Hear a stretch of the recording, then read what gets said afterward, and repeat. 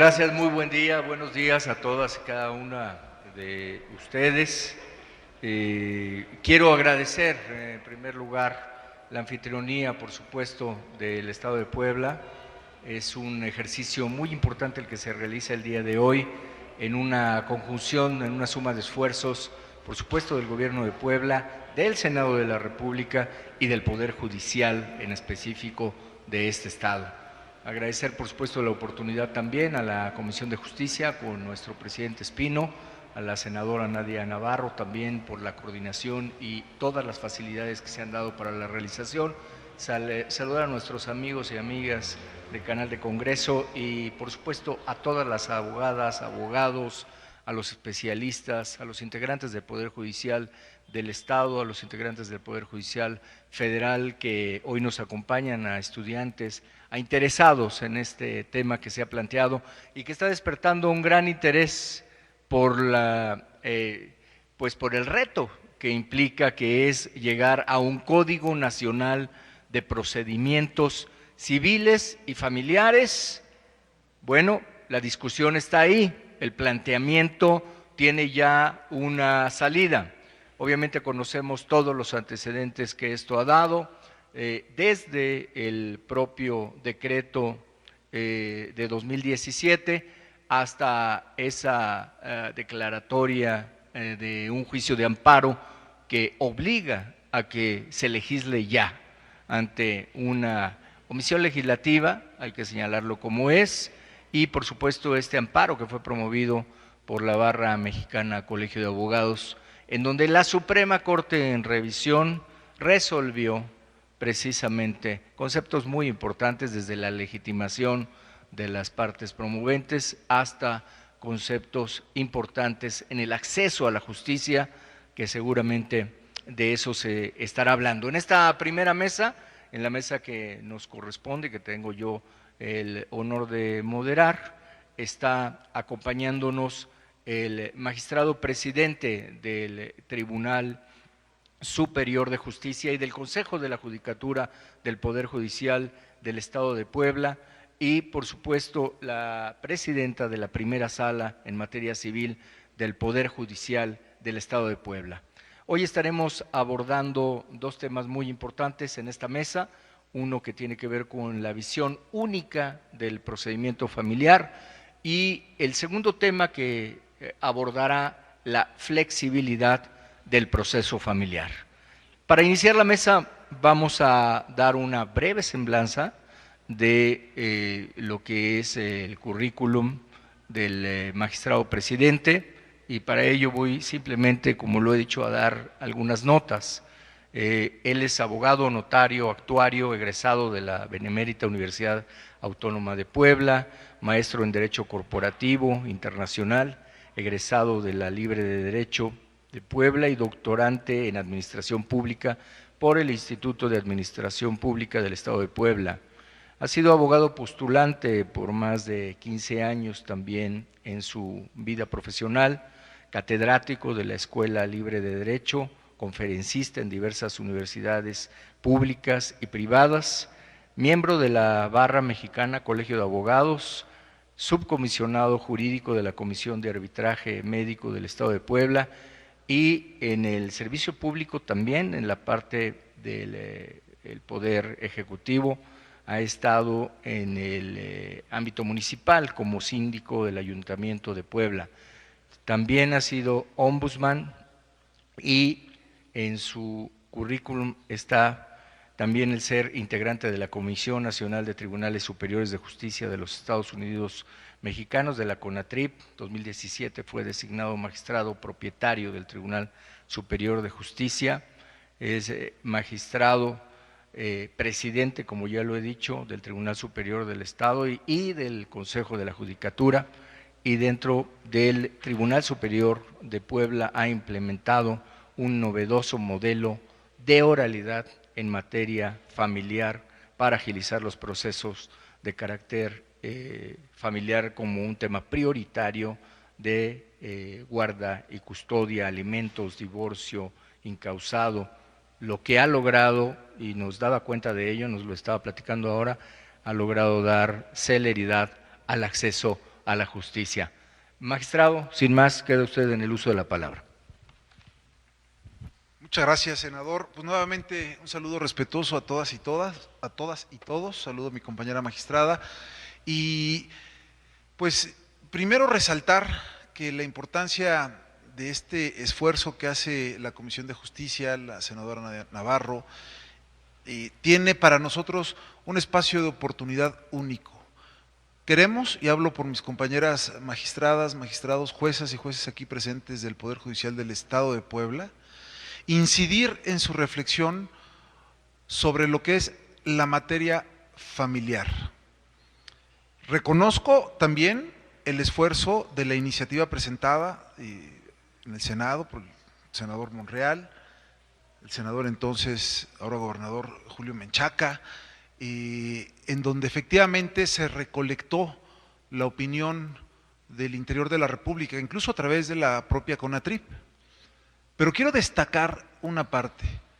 Puebla es el único estado de la República que por su codificación procesal vigente, la cual data del 2005, ha tenido la oportunidad de modificar la forma de tramitar los juicios y en particular los de materia familiar, que es a los que nos vamos a enfocar en esta plática, en este espacio.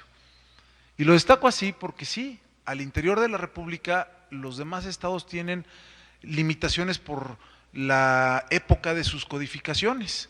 Aquí nos enfrentamos a una situación de pandemia en donde nos vimos obligados a revisar a conciencia nuestra codificación, encontrando que desde el 2005, y aquí hay quien participó en el diseño de esta codificación, participó con opinión con los legisladores de la época, por supuesto, dejaron establecida primero ya las comunicaciones telemáticas, electrónicas, hablamos que desde el 2005 ya se visualizaban. Y en aquella época también, advirtiendo un problema histórico de la tarea civil, se diseña una herramienta o una vía procesal que es el juicio oral sumarísimo, el cual en un origen fue diseñado para los asuntos de desahucio, de arrendamiento, para evitar que estos se prolongaran por años y tiempos indefinidos. Sin embargo, en esa misma codificación procesal del 2005, en el artículo 575, y lo digo y lo especifico con mucha puntualidad, se deja precisado que queda facultad del Pleno del Tribunal Superior de Justicia acordar qué otros asuntos se podrán desahogar en la vía oral sumarísima. Y de ahí nos lleva a otra disposición que es el 575, independientemente de lo dispuesto en el artículo anterior, el Tribunal Superior de Justicia funcionando en pleno determinará, mediante acuerdo, los asuntos que podrán ser sometidos, conocidos y resueltos a través del juicio oral sumarísimo. Después dicen los procedimientos que tengan trámite especial, el juez observando el artículo 586 proveerá lo necesario para el debido encauzamiento del juicio oral sumarísimo. Es decir, por eso quiero sembrar en ustedes, senadores, la posibilidad de analizar lo que hoy tenemos en Puebla. Es el único estado que en su codificación vigente puede llevar la materia familiar en el juicio oral sumarísimo. Ahora bien, si me permiten en la exposición, hay algunas láminas que quisiera nada más presentar rápidamente, qué fue lo que nos motivó. No es noticia, solo decir que la propia... con la presión del COVID se tuvo un fuerte impacto negativo sobre el mercado laboral. Esta información nos la da Hacienda. Estamos viendo cómo la tasa de desocupación, esto que dice porcentaje de PA, son personas económicamente activas. Todos lo sabemos, ¿no? La pandemia vino a generar consecuencias graves en el tejido social. Siguiente lámina, vamos a poder advertir cómo viene el histórico en las demandas de divorcio en una tendencia ascendente. Claro, después vemos cómo baja, ¿por qué? Porque hubo una parálisis judicial en todo el país. Siguiente lámina, por favor. Llegamos estamos hablando de la tendencia 2011-2020, luego vemos que del 2000 la misma tendencia sigue y en el 2020 vuelve a bajar por la parálisis. Siguiente lámina, por favor. Hablamos de delitos de violencia familiar y en donde aquí podemos ver otra medición que nos llama muchísimo la atención. ¿Por qué estoy trayendo esto a la reflexión? Porque esto lo vivimos en nuestros juzgados, esto lo vivimos en el Pleno, lo vivimos en el Consejo de la Judicatura, y perdón que lo diga, lo vivimos incluso en nuestras familias. Hay problemas que no se pueden atender porque la persona no puede ir al juzgado, porque está cerrado, porque no la recibe el Ministerio Público, es más porque no hay transporte, es más porque no puede ni siquiera comunicarse o presentarse en las oficinas. Tuvimos el análisis delicado también que en materia de justicia de adolescentes empezamos a advertir conductas reincidentes en adolescentes respecto de violencia dentro de su domicilio con su propia familia. O sea, ya son alertas que nosotros como impartidores de justicia empezamos a advertir de que se estaba presentando una situación y teníamos que hacer algo. Después, presuntos delitos de violencia familiar, también tenemos un comparativo en donde advertimos cómo viene creciendo este porcentaje a mayo del 2022. Y en una de las últimas láminas tenemos demanda en materia familiar y otra vez se advierte cómo viene la tendencia. 2018 tenemos 12.190 en el estado de Puebla, sube un poco en el 2019, 2020 baja, ya me adelanté una lámina más si me apoyan por ahí. 2020 baja por la parálisis, pero gracias a lo que vamos a platicar ahorita que abrimos del juicio oral sumarísimo y las comunicaciones telemáticas, pues vemos en el 2021 un repunte extraordinario. Llegamos a 13.014, 18 demandas. Hoy en día, a junio, tenemos 9.010. La tendencia es que cerremos por lo menos en 18.000. O sea, la tendencia sigue incrementándose en la necesidad de administrar justicia solo en materia familiar. ¿Por qué nos enfocamos en la materia familiar? Repito, la materia civil tal vez obedece a obligaciones contractuales, obedece a otros parámetros de igualdad establecidos. En la materia familiar no. En la materia familiar tenemos que proteger constitucionalmente grupos en situación de vulnerabilidad, interés superior del menor, perspectivas de género, perspectiva de derechos humanos, en fin, tratados internacionales. Entonces, en la siguiente lámina vamos a ver cómo incrementa también las demandas en oralidad familiar. En Puebla aún llevamos el sistema familiar tradicional. Cuando advertimos esta problemática, estamos hablando que en mayo del 2021 la Comisión de Derecho Civil de este tribunal presenta un proyecto en donde, conforme a nuestra estadística, las acciones que más demanda la sociedad, y esto se comparte a nivel nacional, son divorcio, juicio de divorcio, alimentos, guardas y custodias de menores. Estas son las acciones que más se demandan y que obviamente se incrementaron con lo que estamos hablando ya de la pandemia. Entonces, en el 2021, en mayo, el Pleno aprueba por mayoría un acuerdo en donde se establece que conforme a esta codificación, los juicios de alimentos, guardas y custodias, guarda, custodia y alimentos, perdón, y divorcio, que se me estaba escapando, se pueden llevar en la vía oral sumarísima. Posteriormente hacemos una adición a dicho acuerdo el 23 de septiembre y aquí viene ya el tema en particular que me gustaría tocar. Pueden preguntarse por qué si desde el 2005 tenemos esta herramienta no se había usado en la vía familiar, ¿no? Y aquí voy a aprovechar una reflexión previa que hacíamos. A mí me tocó litigar durante un poco más de 15 años y efectivamente cuando surge esta reforma con entusiasmo personal judicial, como quienes estamos en el litigio o incluso en la academia, queremos llevar a cabo el desahogo de los juicios orales familiares. Sin embargo, sucedió lo siguiente: se presentaba el abogado, porque dice el procedimiento que la demanda se presenta de viva voz, se presentaba a expresar su demanda, que es ¿qué pido? ¿Cuáles son los hechos? ¿Y con qué lo acredito? ¿No?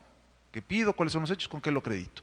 Sin embargo, en la práctica de un juzgado tradicional, pues a uno lo referían con la escribiente acostumbrada, como es en todo el país, históricamente en el sistema escritural, a redactar sus actas como ella sabe hacerlo durante todos los años que lo ha hecho. Y uno pretende expresarle una idea concreta, con un lenguaje distinto, y sucede todo menos lo que ambas partes quieren. ¿En qué acabó eso?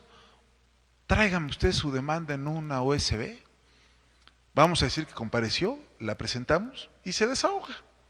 Entonces, a la postre, una demanda que se presentaba de forma verbal, por comparecencia, resulta que tenía 70 páginas, es más, pie de página, citas de tesis, ¿no?, de la quinta época, ¿no? Y la contestación volvía a ser lo mismo.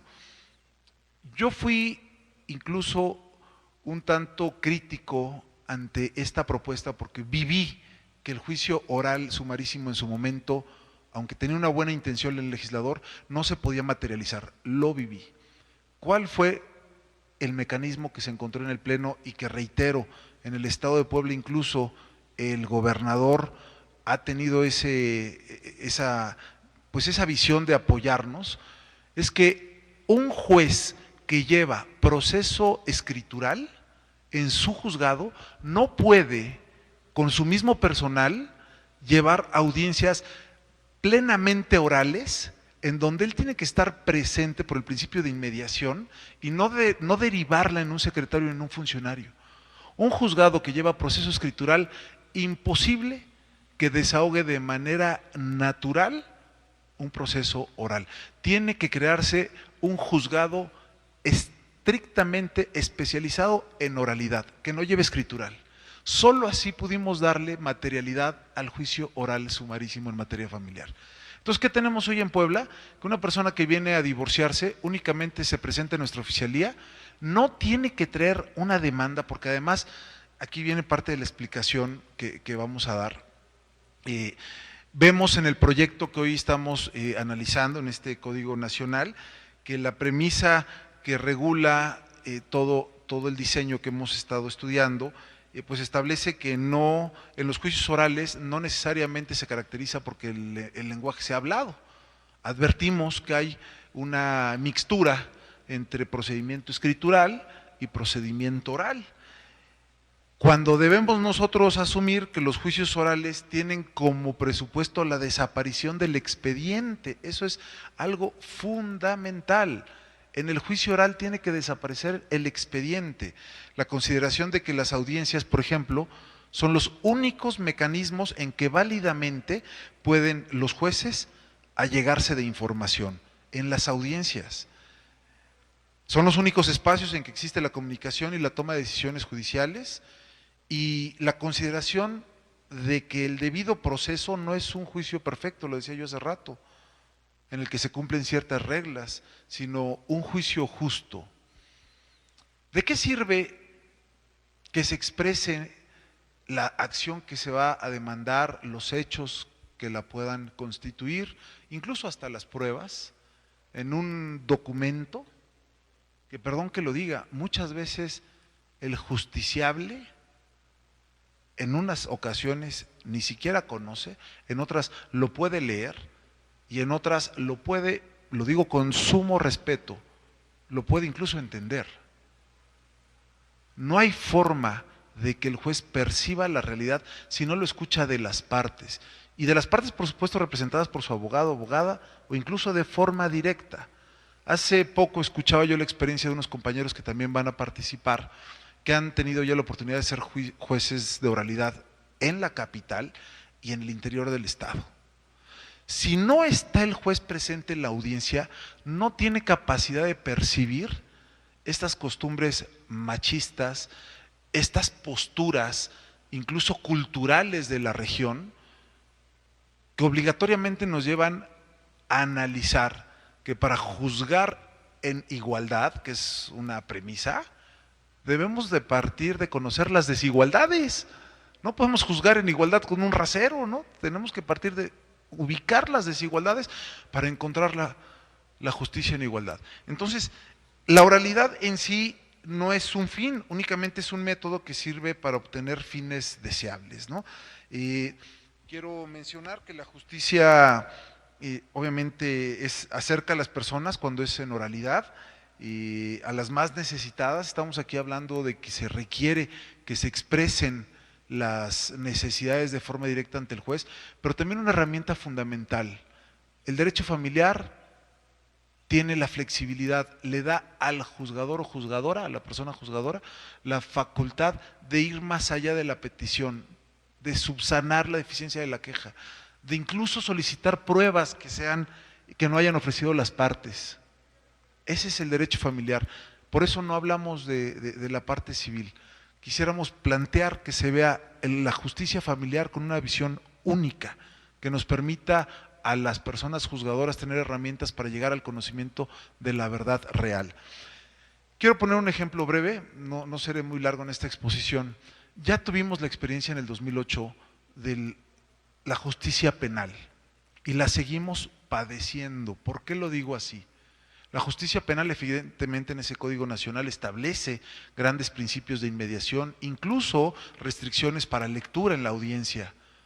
Pero culturalmente, quienes nos formamos en la abogacía, en la academia, en el litigio, en la jurisdicción, venimos con una escuela escritural arraigada.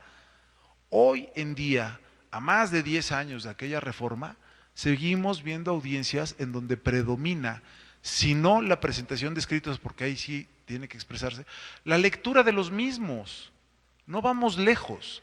Hace 2 semanas, junto con el Tribunal de Ciudad de México, la Judicatura Federal y la Embajada de Estados Unidos, Puebla participó y ya estamos socializando lo que tienen que ser ahora las guías de audiencia. ¿Por qué se tuvo que hacer eso?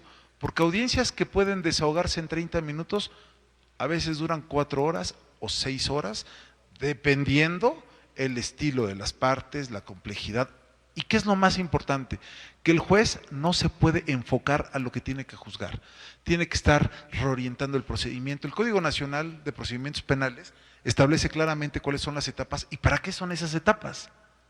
Sin embargo, la obligación del juez es escucharlos y estarlos reorientando, depurando una vez más, ¿no? Entonces, por eso son las guías. Si aquí nosotros, perdón que lo diga, no alzamos la voz y no opinamos en el sentido de decir, quitemos lo escritural, quitemos el expediente del juicio oral familiar, vamos a entramparnos en la misma situación.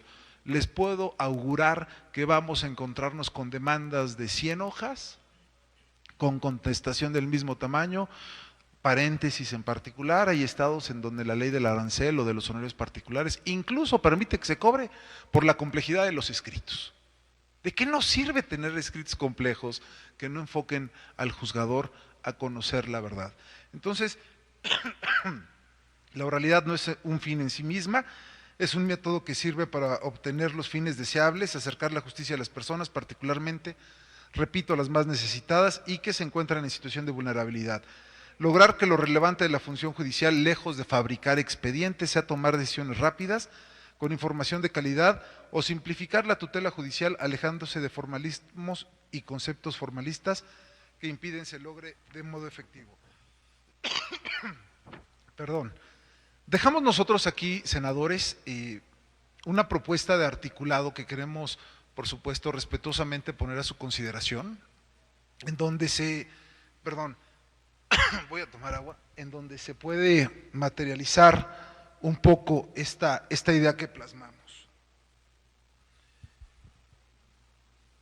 Segundo punto que me gustaría dejar, la decisión en los juicios y procedimientos familiares. Un segundo.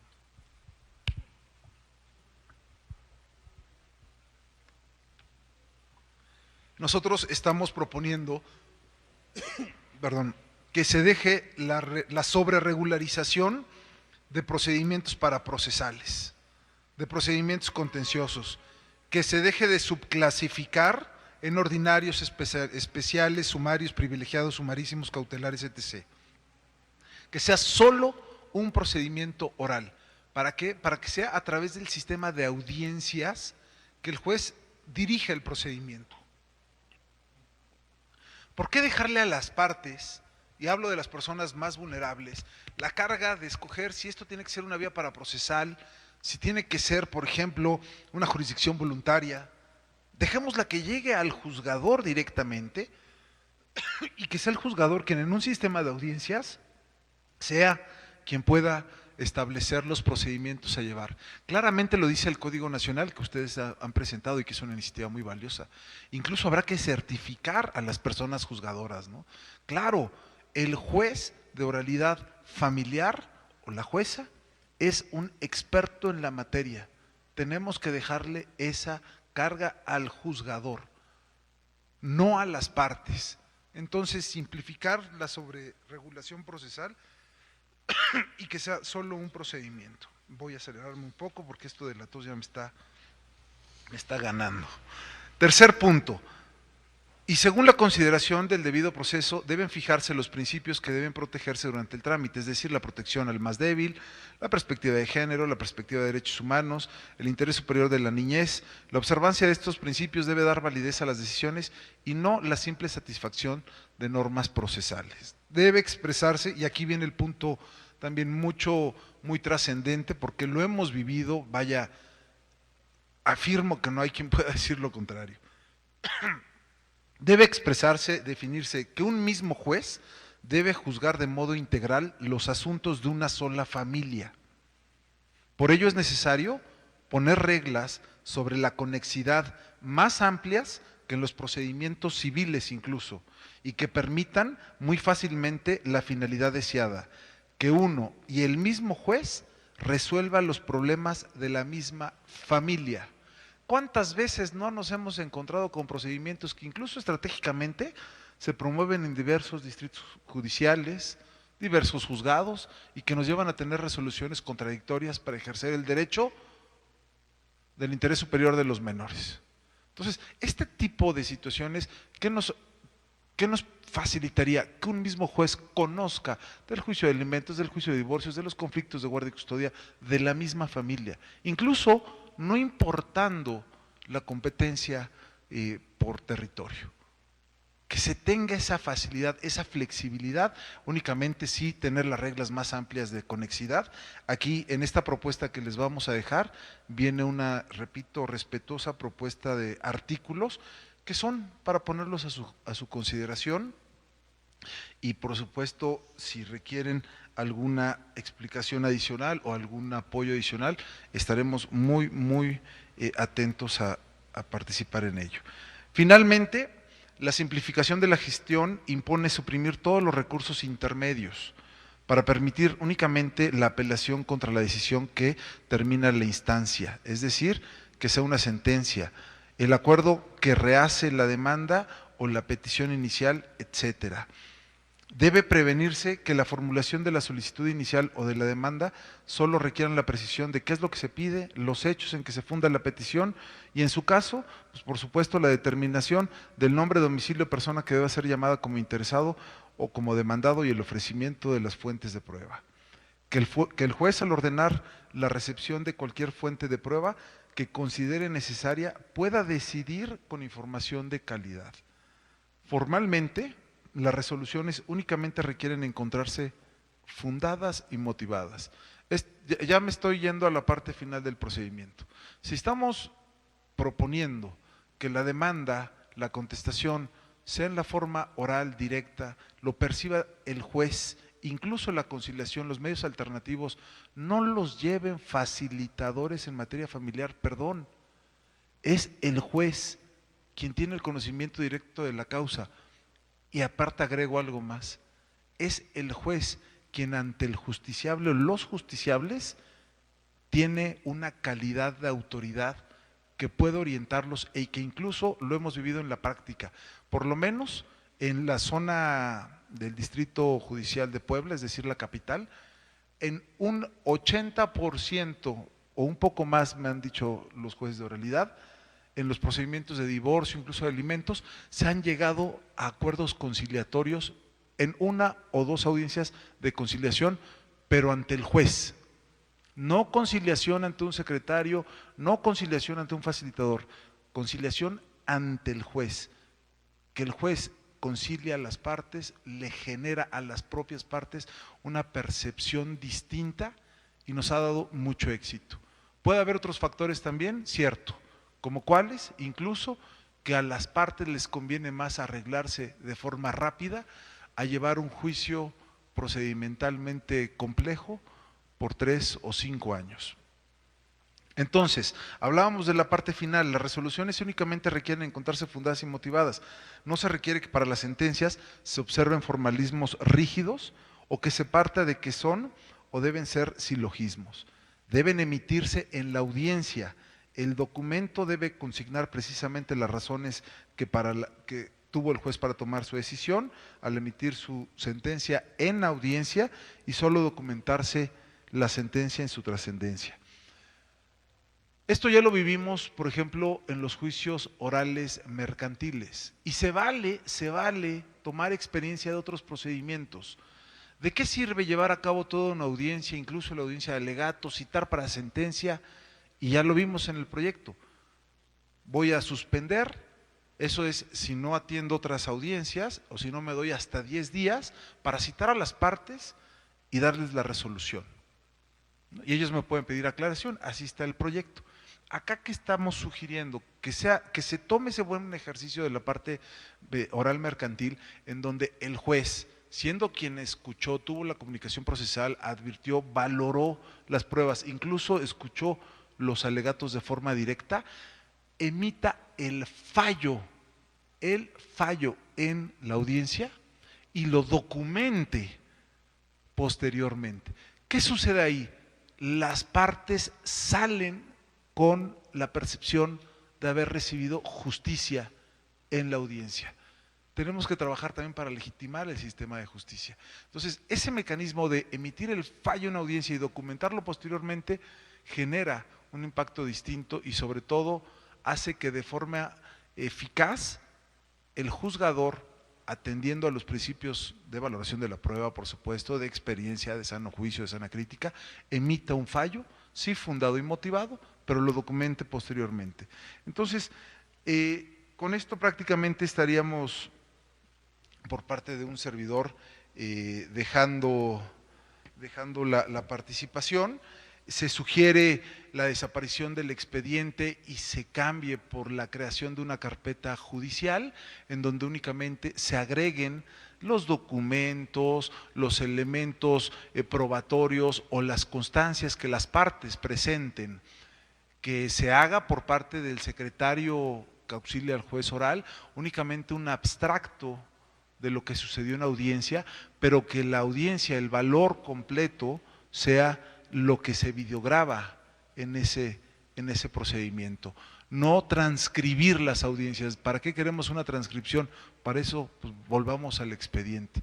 Y si me permiten, senadores, aprovechar una reflexión final, esta oportunidad de aprender de la reforma del 2008 y lo que nos costó su implicación, de enfrentar hoy en día una pandemia en donde tenemos la posibilidad de acceder a herramientas telemáticas, claro que exige un esfuerzo presupuestal en donde espero en el Senado también puedan hacer eco para los poderes judiciales de las entidades federativas. Y finalmente, si vamos a dejar sembrada una reforma de este calado, también pensemos en la ecología incluso. Tener el sistema escritural nos significa consumo brutal de papelería, nos significa gastos extraordinarios, pero además también, por si fuera poco, nos significa obligaciones, incluso hasta de rentar y conseguir bodegas para archivo, con todas las deficiencias que ello representa. Creo que una reflexión en el aspecto de la Agenda 2030 que habla de la ecología y las obligaciones que tenemos con el medio ambiente puede ser valorado en esta reforma que estoy seguro va a transformar el acceso a la justicia en toda nuestra república. Sería por mi parte cuanto, senador, y reitero mi reconocimiento al esfuerzo no solo del código, sino también de escucharnos. Muchas gracias.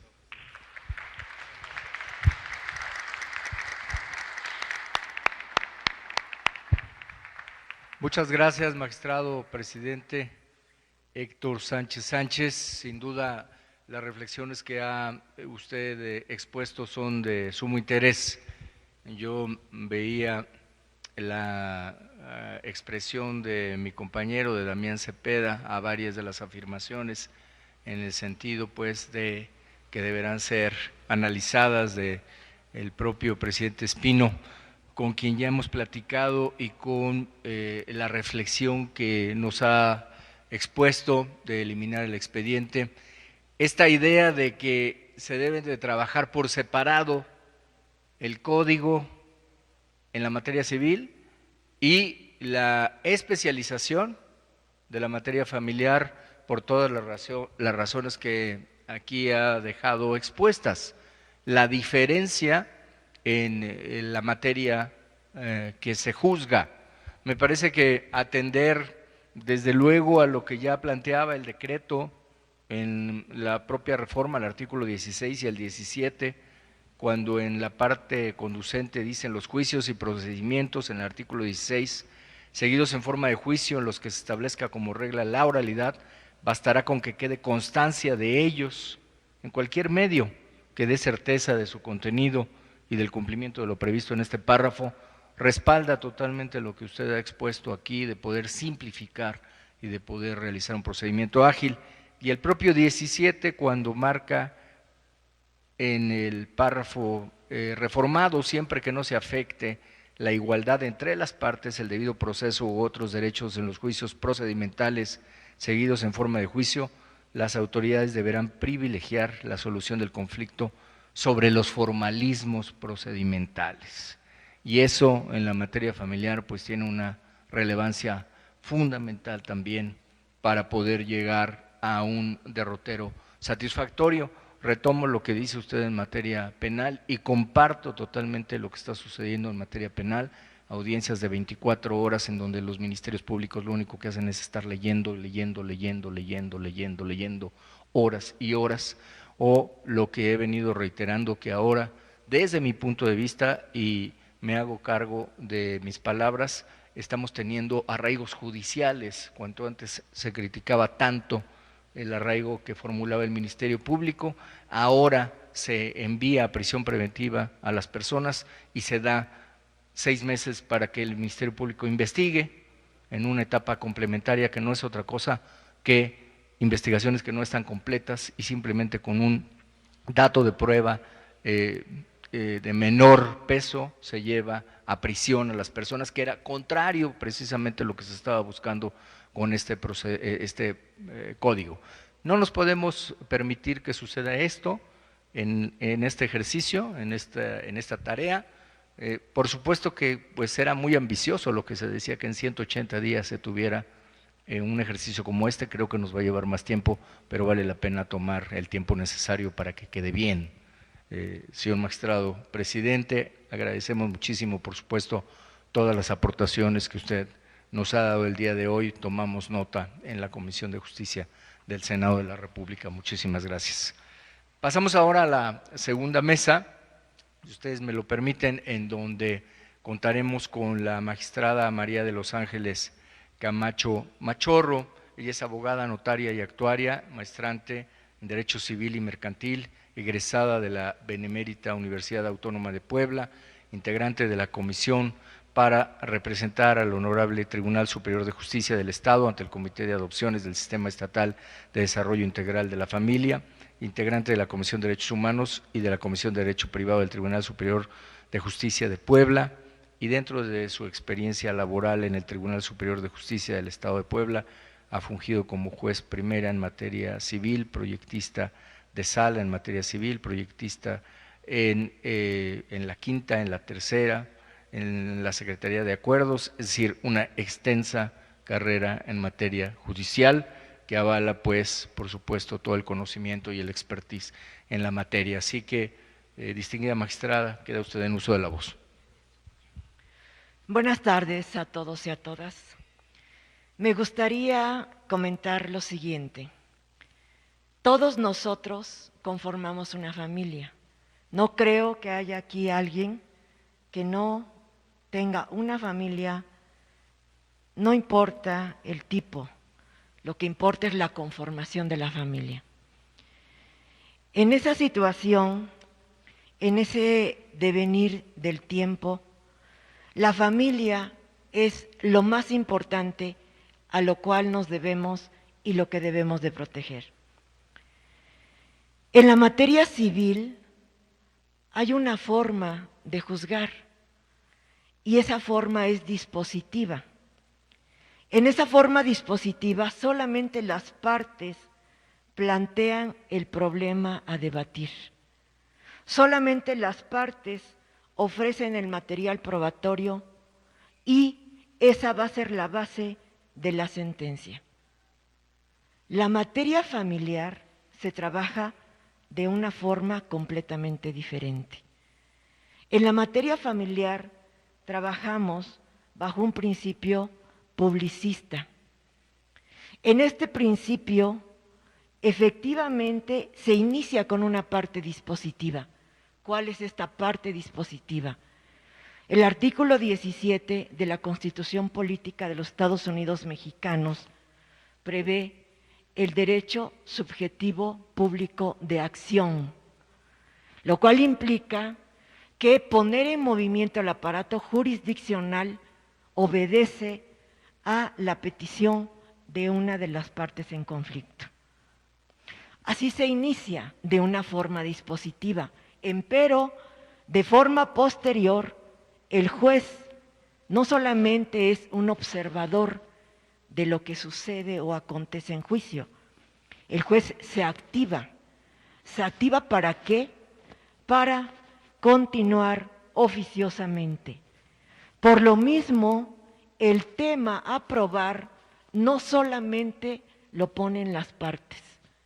El juez, de lo que escucha y de lo que indaga, porque también es inquisitivo, va a hacer el tema, va a poner parte del tema en la mesa y no solamente eso, no se va a conformar con las pruebas que le ofrezcan las partes, sino que él también es una facultad de ver, de ordenar las probanzas que estime pertinentes para el tema, no solamente puesto por las partes, sino su propio tema.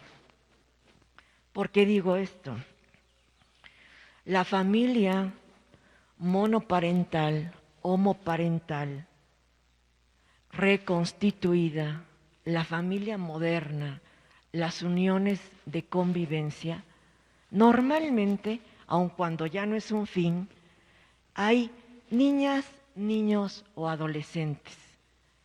Esa es la parte de quienes conforman el asunto, es el ser humano en formación vulnerable. Y por lo mismo, por ser vulnerable, el juez se pone en una situación de amparo a sus derechos, porque no olvidemos esto, niñas, niños y adolescentes no son objeto de protección, no son cosas, son seres humanos en formación, son personas cuyos derechos deben ser tutelados por el juez familiar. Y si deben ser tutelados sus derechos, y en esa progresividad que él va adquiriendo con el transcurso del tiempo y su madurez, mientras eso sucede, el juez no puede permitir que esté mal representado en el juicio. ¿Por qué digo mal representado? Porque no se trata de lo que el papá o la mamá de esos infantes quieran para el niño, la niña o el adolescente. Se trata de que el juez, conocedor de la materia, como bien lo señalaba el señor presidente, que debe ser el experto, que debe de ser la persona idónea para la materia familiar, conociendo los derechos de las niñas, niños y adolescentes, se active, sea no un espectador de la escena jurídica, sino un verdadero incitador de no veo que esto sea lo único que genere el conflicto entre ustedes. Además veo esto, lo ponga sobre la mesa y se dedique a realizar una verdadera investigación. Hay un dicho que dice lo siguiente: los niños, agreguemos las niñas y los adolescentes, son como el cemento fresco. Todo lo que les toca les deja una huella. Puede haber una ruptura de pareja. Se vale que en el nuevo plan de vida decidan transitar de forma separada. Lo que no se vale es que queden desprotegidos, que no queden debidamente tutelados los derechos de las niñas, los niños y los adolescentes. Por lo mismo, por esa misma situación, ese interés superior de niña, niño y adolescente, quien lo va a dotar de contenido es el juez. Efectivamente, el juez le va a dar contenido, porque así como ningún asunto de ninguna materia es igual, lo mismo sucede, no hay niña, niño ni adolescente que sea igual, incluso en el mismo seno familiar. Entonces, el juez que conoce su materia, el juez que es un verdadero experto, es el juez que va a darle contenido a ese interés, porque el interés superior del niño no está definido por nada. El interés superior del niño está definido por el propio niño y por las propias circunstancias del niño. Entonces, el juez es responsable de dotar de contenido ese interés superior. En ese punto, el juez no se puede quedar de brazos cruzados. Pero aquí hay algo muy importante. Aquí hay corresponsables. ¿Cuáles son los otros grandes responsables de la escena familiar? Porque no nos olvidemos que el proceso no es el medio, el proceso es el fin. El proceso de divorcio, de guarda y custodia, de visita y convivencia, no es la forma, es el fin. Entonces, el procedimiento sí es la metodología. Y en ese procedimiento que es la metodología, que es la forma para que ese proceso llegue a un buen fin, hay otro gran corresponsable, el abogado litigante. ¿Por qué? Porque el abogado litigante, en su técnica ofrecida al cliente, muchas veces no ayuda a una administración de justicia rápida y eficaz, sino que la entorpece. Y aquí, tanto el funcionario judicial como el abogado litigante debe tener una ética tal que permita que este procedimiento, no con tendencia a la oralidad, sino verdaderamente que deba ser oral, sea de justicia eficaz, de sentencia eficaz. Y la eficacia viene de aquello que es capaz de cumplir lo que dice la ley. Muchas veces, bajo este principio publicista, el abogado litigante cómodamente deja que el juez haga la tarea completa. Y no se deben de olvidar que ya sea el abogado particular o el abogado de la defensoría, tienen pagados sus honorarios para poner su mejor práctica, para poner todo su conocimiento en la solución del conflicto. Y aquí sucede lo siguiente, que es peor aún. Tenemos una etapa fabulosa que tratamos de aprovechar, como bien dice el presidente. tratar de darle la solución al conflicto en una etapa conciliatoria. Pero ¿qué pasa? Que por más que se afane el juzgador en poner en perspectiva la situación y ser propositivo para ayudarlos a conciliar intereses, tal parece que el abogado litigante va por todo lo contrario. Y tal parece que el abogado litigante cree que va a ganar más si alarga el tiempo del asunto.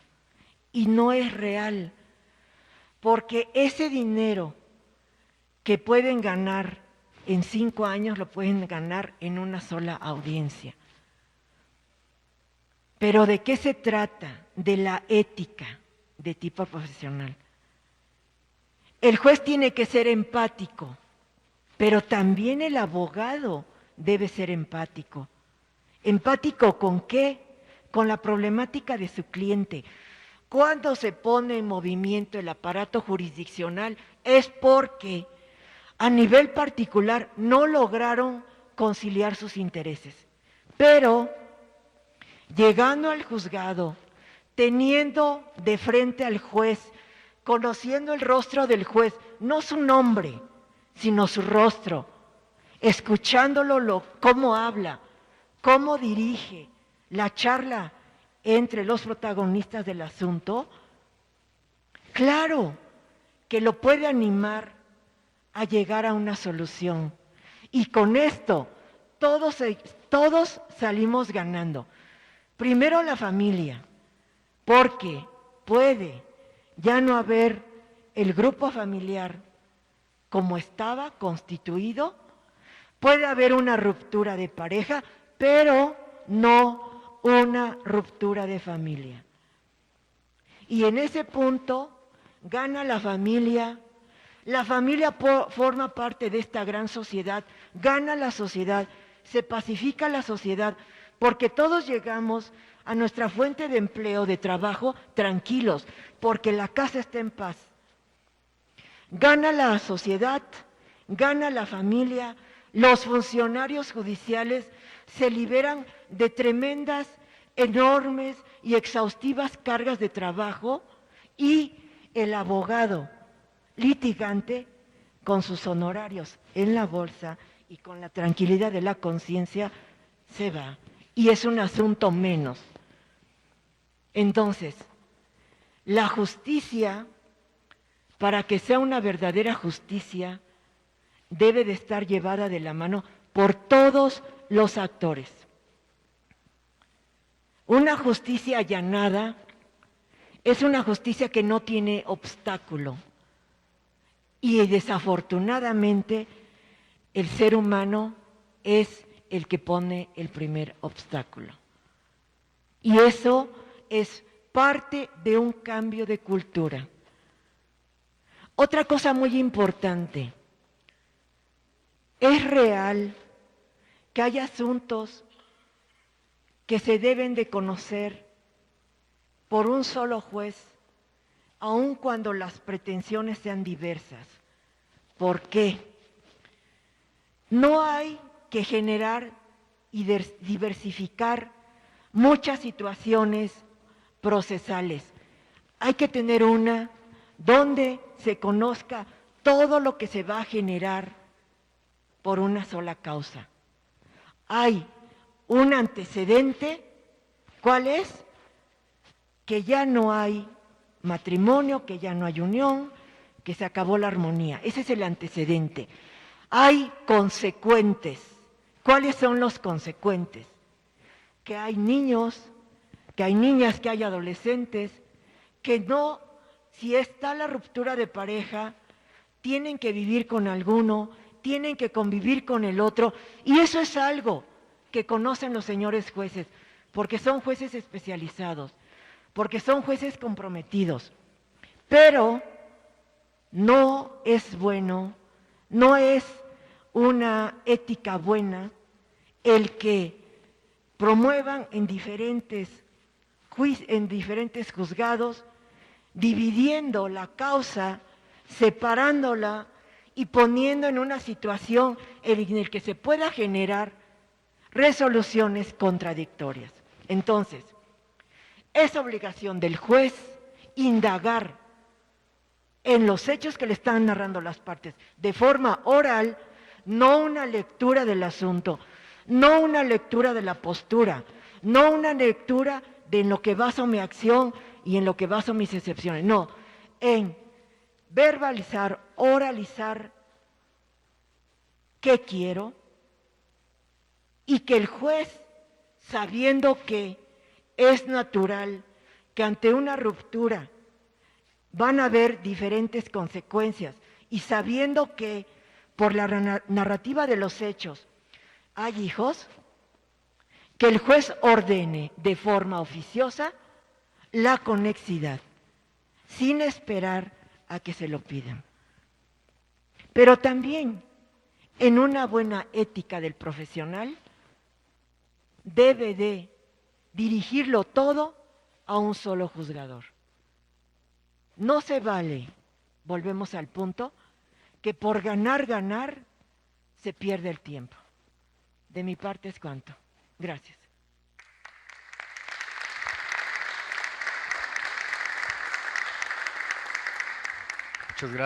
Muchas gracias a la magistrada María de los Ángeles Camacho Machorro. Sin duda también temas muy importantes en torno a la eficacia del procedimiento, el enfoque en la materia familiar, la responsabilidad y la participación de los litigantes en cada una de sus vertientes, tanto públicas como privadas, este concepto de conexidad oficiosa y la resolución seguramente de los recursos también, que da mucho tiempo a dilaciones innecesarias. En resumen, las dos ponencias han sido muy enriquecedoras para lo que estamos construyendo, enfocadas en este caso a la materia familiar.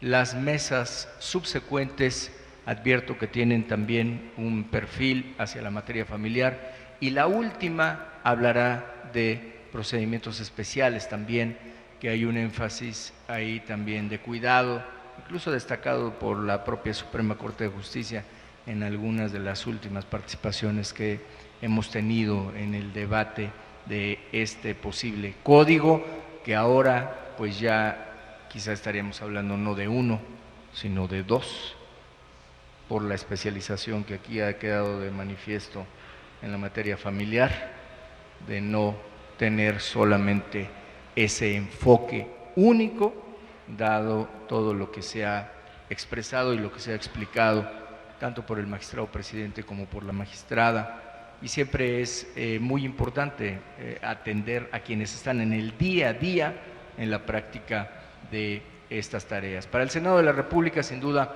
es una gran oportunidad poder conversar con ustedes, reiterar nuestro agradecimiento por la oportunidad de estar en esta mesa, de escuchar tan interesantes participaciones, agradecer de nueva cuenta al Gobierno del Estado por las facilidades, al señor Gobernador Barbosa, al presidente del Tribunal Superior y presidente del Consejo de la Judicatura también por la anfitrionía, mis compañeras y compañeros senadores y sobre todo a cada uno de ustedes, las aportaciones que cada uno de ustedes realiza en estos foros de participación, en esta construcción abierta en un parlamento en el que participa la sociedad y verdaderamente permite construir mejores leyes, pues será fundamental. Ya será tarea de nosotros pedir prórroga al juez de distrito para no caer en desacato, pero vale más la pena pedir esa prórroga que caer en una premura que nos lleve a un código que no cumpla con las expectativas que se están planteando en cada una de estas participaciones. Por la oportunidad de estar en Puebla y de poder conversar con ustedes, muchísimas gracias. Con esto concluimos la primera mesa de trabajo. Gracias.